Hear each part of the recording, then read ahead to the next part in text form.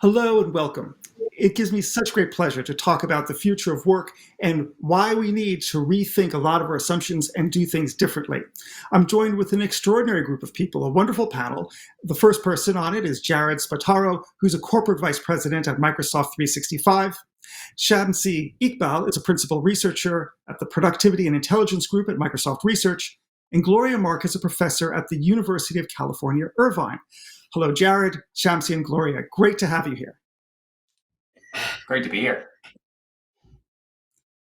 Fantastic. So guys, to start us off, I'm going to ask a single straightforward question, and I want sort of like a one-word answer. You're not allowed to say more.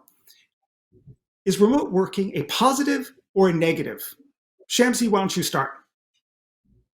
I can't say it depends. I think it would be better for you to say you can't flip a coin and land it on the edge. So heads or tails, positive or negative? Yes, positive. Okay. Gloria? Negative. Jared? 100% positive. Wow, this is incredible. Two people from Microsoft totally don't understand how the world works. And Gloria Mark is the only one who's willing to speak truth. My goodness, what are we going to do about this? Gloria, you're clearly the outlier here, because I think it's totally positive as well. So tell me, how do you come to this completely false and inaccurate, conclusion? So, you just can't replace face-to-face interaction when you're working remotely. And there's a number of reasons why face-to-face is better. You can have spontaneous, informal interaction.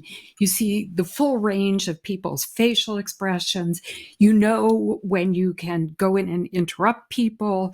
You can see if their doors open, doors are closed. There's all kinds of signals you get in a physical environment. And when you're working at home, you just lose all that information. You lose the social information, you lose the signaling. So it's a completely different experience. Different experience, and you think negative. But there's a case to be made that actually we can improve the workplace, particularly for knowledge work, by doing it in a virtual setting. So both of you from Microsoft have said that it is a positive. And Jared, you were more gung-ho and said 100% positive. I'm actually not as gung-ho as with you. I put it at like 99 or 99.9. But why do you think 100%? Well, I just don't think you can judge a car by a Model T, But we are going to grow into this idea of remote work. We are working with tools that are rudimentary. They're going to get better. And our observation, our research seems to indicate that working remotely is also a skill. People have to learn it. Organizations have to learn it. So I think if you take a snapshot in time and say, have the last 10 months been positive? Boy, I totally agree with Gloria. There's ups and downs. But will this be positive, over time? I think 100%. Okay. Shamsi, you wanted to throw the coin and land on the edge. So clearly you see the pros and the cons. Let me turn to you as our wise King Solomon on the call, in this virtual setting, and tell us what are the pros and cons, and you came down on the positive. Tell me why you did that. So I'll start off with this proclamation that around 7 a.m. in the morning, it's great. Around 9 a.m. when my kids wake up and they're getting ready for school, and then it becomes challenging. So that's why I was going to say it depends. But really thinking about, just following up on what Gloria said, the flexibility is huge. The fact that I can start my work from my desk without having to worry about going out, preparing for the day outside of the house, I think that's huge. Gloria and I work together a lot, and she's in California. I am in Washington. So we have been working remotely, and that has worked out.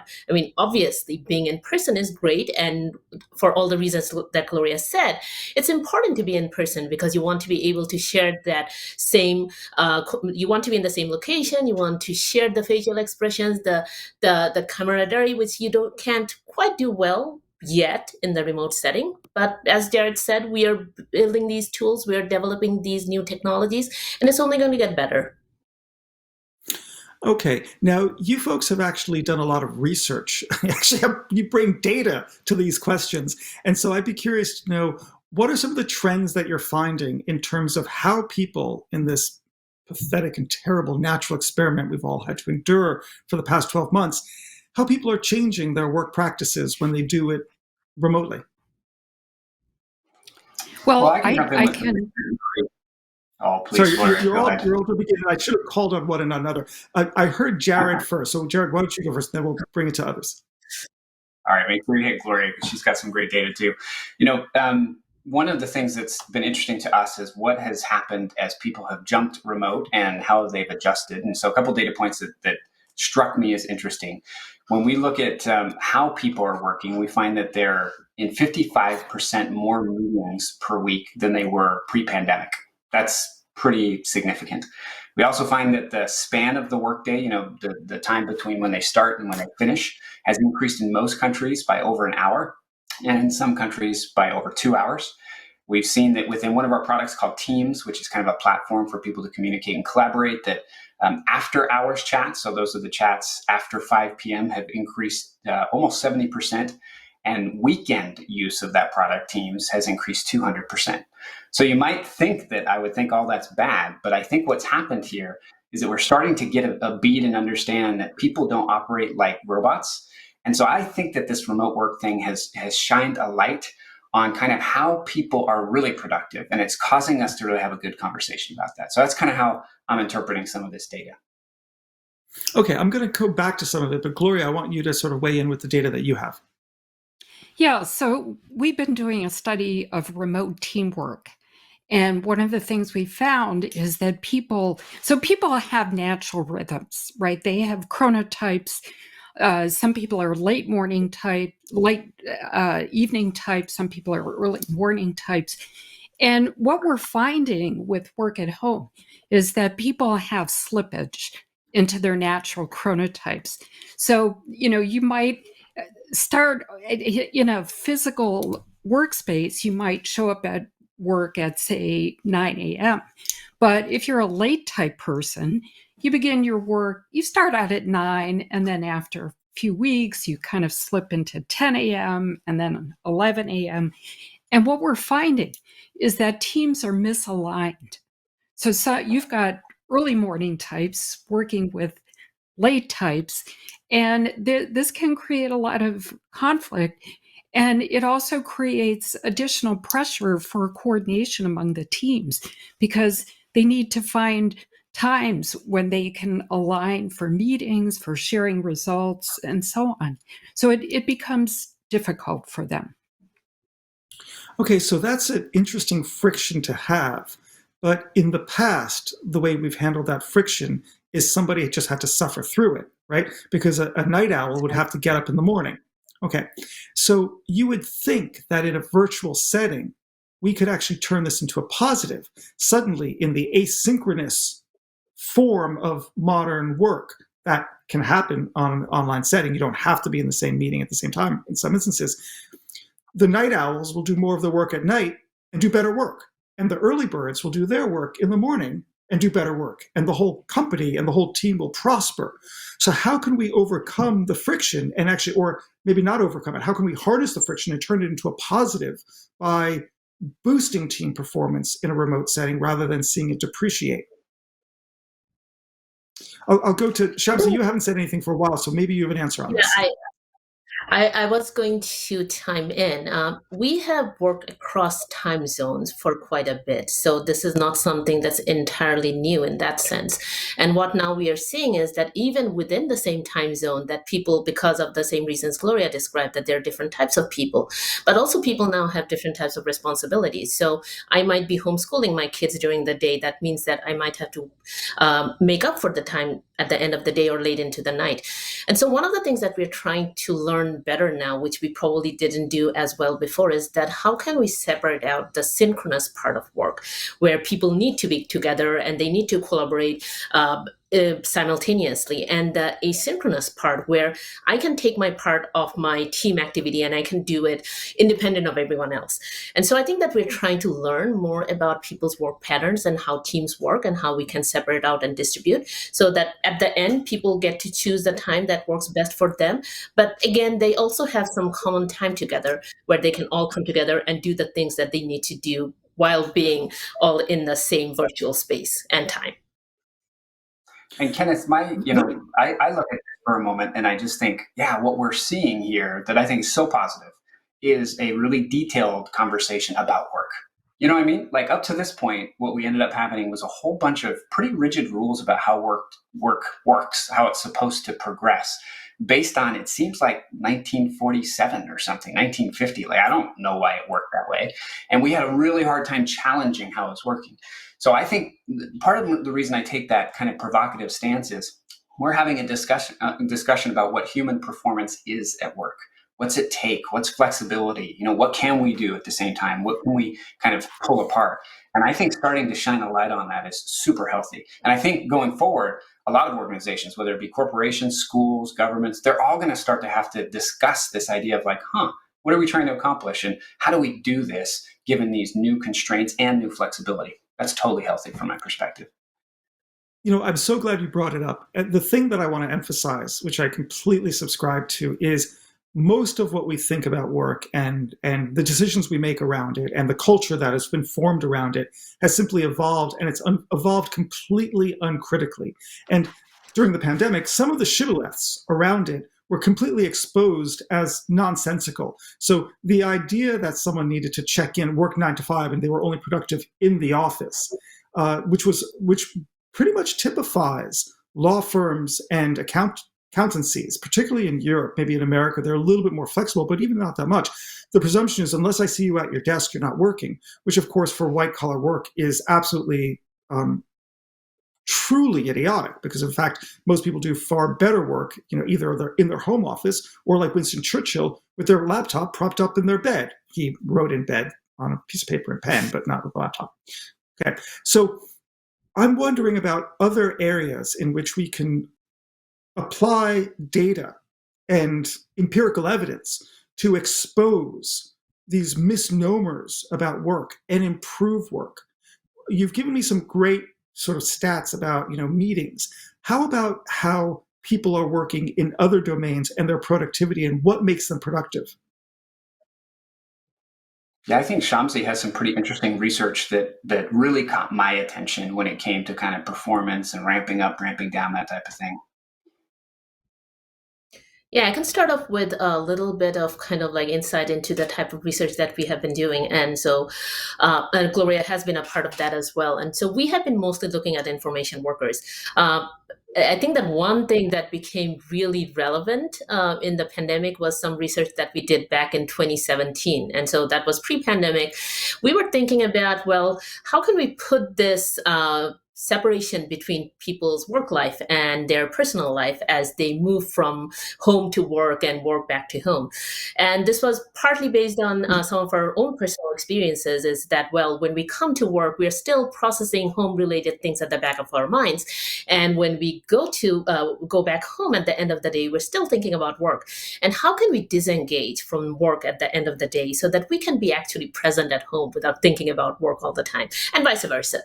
And so we thought that, well, I mean, we can't be the first people who are facing this problem. And so there has to be research in other domains. And so we went into organizational behavior and occupational health psychology literature. And we did find that, well, adequately disengaging at the end of the day is really important for productivity and sustained productivity. So what we did is that, and that was the time when all these digital assistants were coming into being or fruition. And so we decided that, okay, we're going to develop this digital assistant that's going to just interact with people at the beginning of the day and interact with people at the end of the day and ask them a couple of questions to help them just disengage. And so we leveraged cognitive behavior therapy to come up with the questions. And we talked to some of the cognitive behavior therapists to say that, well, what helps people disengage? And we found that it's actually super simple. You just ask them about how their day was and what they want to do and how they felt about the day and what they want to do the next day. And so you can see that this is allowing people reflection so that they can just reflect, my day was good, bad, I did this, that. And then you are getting them to plan very briefly for the next day. What do you want to do tomorrow? How do you want to feel tomorrow? And that's it. We found that people also wanted to continue talking with the digital assistant, fully knowing it was not a person, there was no one behind it, but they would share more about their day. And this was kind of like, it was positioned that this would happen at the end of the day when people would be commuting. So they're putting not only this physical space between the two locations, but they're also putting this mental space. And then when they came back the next day, they would do the same thing. What we found was interesting is that about, go ahead. Keep on going. This is great. What did you find? 6 in 10 people found that it was they were more productive, and about 12 to 15% increase in productivity. So I wanted to just stop there. This is so amazing. I love this because the mind simply takes the data points and immediately leaps, at least for myself, like with an entrepreneurial mindset and a media mindset, at the products that you could make for it. I would immediately say, oh, if we need to give people downtime, oh, sure, we can give them a virtual assistant to query them about their day. We could also have the company buy them a subscription to a magazine, for example, and read news and sort of give them that transition. So without trumpeting one particular wise idea of how you could turn it into an entrepreneurial product or service, tell me about how else you could actually take your research and turn it into, in the case for Microsoft, a product or a service. Like, how do you implement that to say, okay, we've got the research finding, here's what we're going to do as an intervention, we're going to get this benefit from it. Jared, I'm going to pick on you. And the reason why is that I know that you actually have a slew of products in which you're actually thinking long and hard about how to do these sorts of things. Yeah, that's right.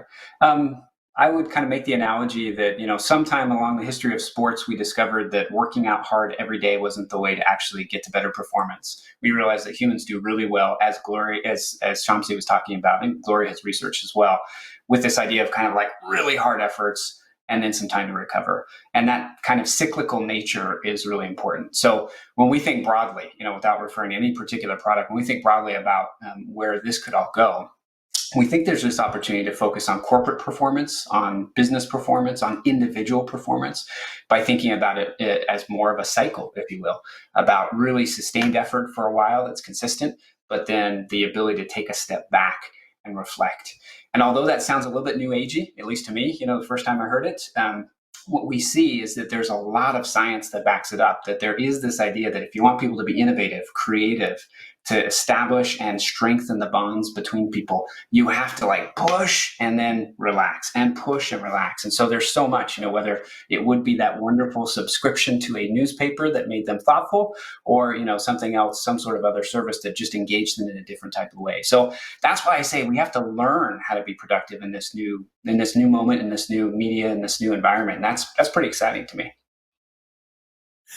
I think it's super interesting. I mean, one of the things that I noticed to that is I took up a meditation app, like so many people do. And what I found, though, was when I was meditating in the morning, when I was clearing my mind, what was I thinking about in the vacuity and peaceful of my mindfulness? But my calendar and all the things that I should be doing. And although you would think that this intervention of the cold hand of the man and having to be an employee in the modern economy would be a problem, I found it was just the opposite. To be able to take time to actually think through the work that you're going to be doing was actually quite relaxing and actually made me a better employee. So I was all in on it, and I thought it was actually lovely. So let me ask the panel, but particularly Gloria, how would we? Am I denying something about myself in terms of work-life balance and doing some sort of violence and mental harm by never switching off? Or actually, is that a viable way to go forward as an employee, to actually use these sort of mindfulness techniques as a way to improve who I am as a person, but also as a journalist, as a professional? Oh, I think it's a wonderful tool to use. And one of the challenges that that we found from our data looking at people working remotely is that it's very hard to separate work and personal life. The boundaries have become so porous with this work from home context. So even though people might have a dedicated workspace, they're still in their home, and there's still the possibility to be pulled away by the chores you have to do at home or your laundry or all kinds of things. So you haven't really made that complete separation. So it's really important to be able to find a way to make a separation. Now, the easiest way to make a separation is a physical separation. So you actually travel to a different location. You have a different context, different set of people. And then you come back to home where you've got your home context. So that's an easy way to make that separation. Although, as you pointed out, sometimes it's not so easy because we bring, we have carryover effects of what we do at work, and we bring those home. And I'm thinking in particular about stress and emotional conflicts and those kinds of things we experience at work. Very often we'll bring those into our home life, right? So we have to be thinking about creating that very clear separation. And I do think things like mindfulness, meditation, these are wonderful tools. Now, I don't want to seem too utopian, but I can't help but think that in a virtual world and working remotely, we can actually overcome some of these problems because, of course, it's not like the physical workplace was non-stressful. In fact, in some ways, it could be more stressful. And maybe I'm an outlier, but I actually feel that when I'm in a digital setting, it liberates me in some ways. It allows me to take risks that I might not take when I'm actually in a physical setting. In a meeting, for example, I might be more talkative when I'm on, in a camera rather than in a meeting. Tell me about how Microsoft is seizing up these opportunities, sizing up these opportunities and seizing the opportunities.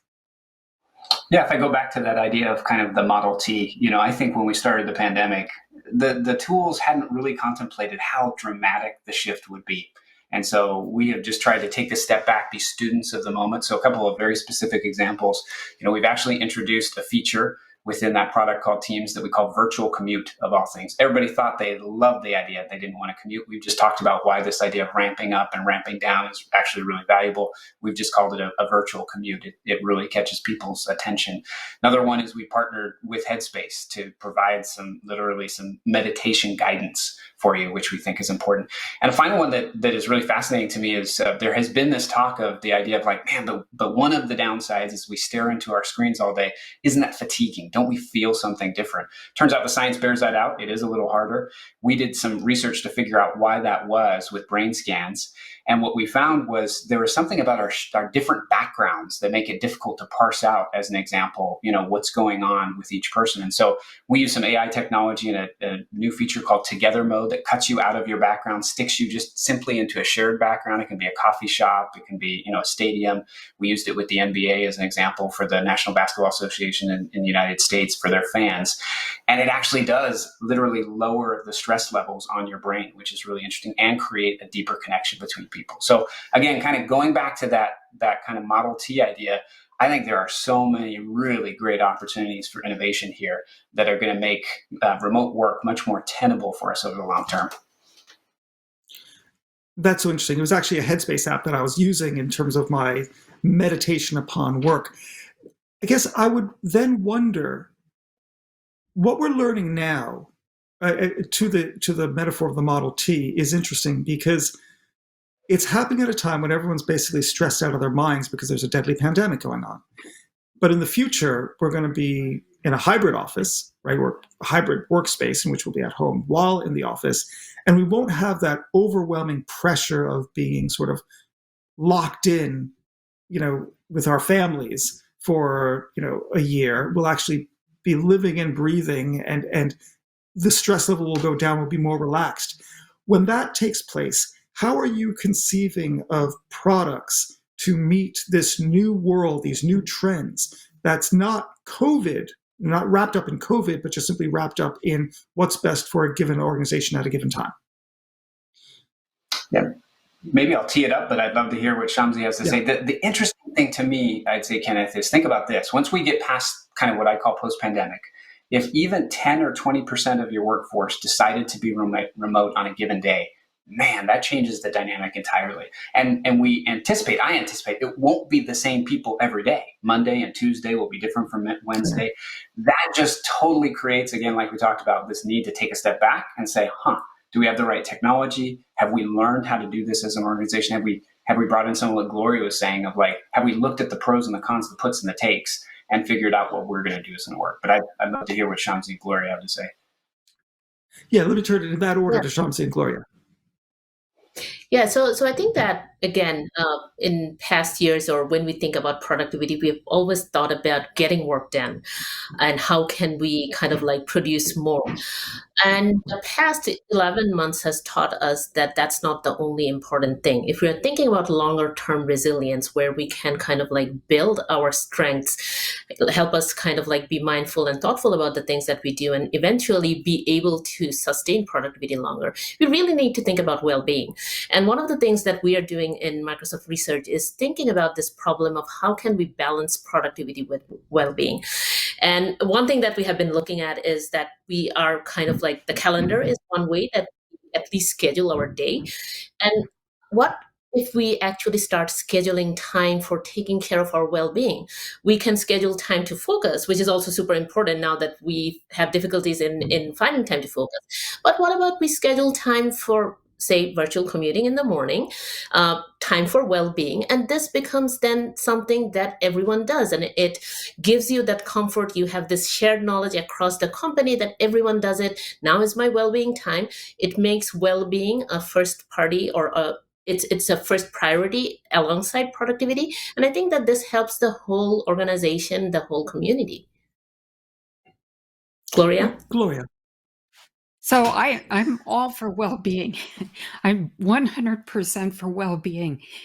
So it's important to consider that we can't expect people to have extremely high focus the entire day. In the same way, you can't expect a person to bicycle uphill for long stretches of time. You need to coast. You need to go downhill for a bit. And so actually in research that Shamsi and I have done, we found that people have different kinds of attention in the workplace. And focus is just one kind of attention. So people also can do things like rote mechanical types of work. They can be bored, they can be frustrated. And it's important to consider a kind of balance among these different kinds of attention. We can't push people to be focused the entire day. In fact, one of the most interesting things we found in our research is that people are happiest when they do this kind of rote mechanical kind of work. Why? Because it's easy, it can be gratifying, you get things done. And so we have to think about designing work for times when people are at their peak for focus, when it's best for them to be focused. And actually, we did find people have peak focus for the most part late morning and mid-afternoon. And other times they use other kinds of attention. So here's an opportunity for technology to be able to help people design work so that they can understand what their peak focus times are, and they can do their hardest work at those peak focus times. And other times they can do other things like do meetings or do this kind of diddly squat work that needs to be done to just get it out of the way. So we need to think of a balance. This is so interesting, but also inspiring, because what I love about it is that you can actually watch the productivity of employees, and you might be able to use AI to structure their workflow in a way that they actually get into the flow state and do their best work when they need to, and sort of hit them up with things that are a little bit less interesting, but still gives them that downtime when they need to as well. Sadly, that is all the time we have for the panel, so I need to close, and it's going to be hard to summarize it. The things that for me have been the biggest takeaway, I suppose, is the first and most importantly that we can actually measure what people are doing and learn about practices in work, in the workplace, and what works best in a way that we couldn't do that before. And that's absolutely extraordinary. The second is that it's a skill. And if remote working is a skill, it's something that we can get better at. But of course, like any skill, we need the right training, and we need the right products. If it's a stationary bike to give you endurance, or if it's maybe a virtual commute, if it's to sort of give you the downtime so you can make a break between your home life at home and your work life at home. Those are just two. But I guess the most interesting thing for me is the fact that you guys are thinking about these things, because I think it's so essential. We're spending more time than ever trying to do the right thing for ourselves and our company, and the fact that you guys are sort of rethinking how we can actually improve work on a remote setting is actually really inspiring. So thank you. Jared Spataro, thank you. Shamsi Iqbal, thank you. And Gloria Mark, absolutely eye-opening. Thank you very much.